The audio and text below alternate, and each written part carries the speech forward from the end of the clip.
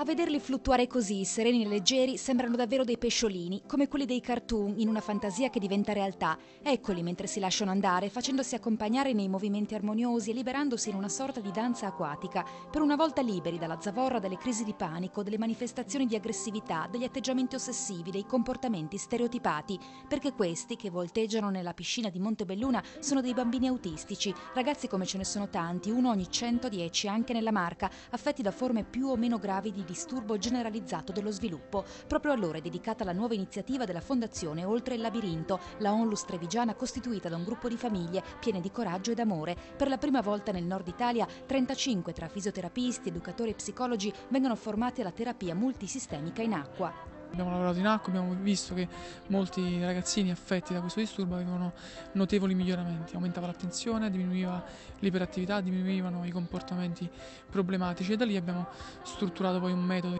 Un protocollo che utilizza l'acqua come attivatore emozionale, sensoriale e motorio e così, allenandosi a nuotare nella vasca, i ragazzini imparano a muoversi nel mondo. La persona autistica può vivere meglio, può avere quella dignità di vita che qualche volta gli è stata sottratta dal pregiudizio legato a una impossibilità di recupero e di apprendimento.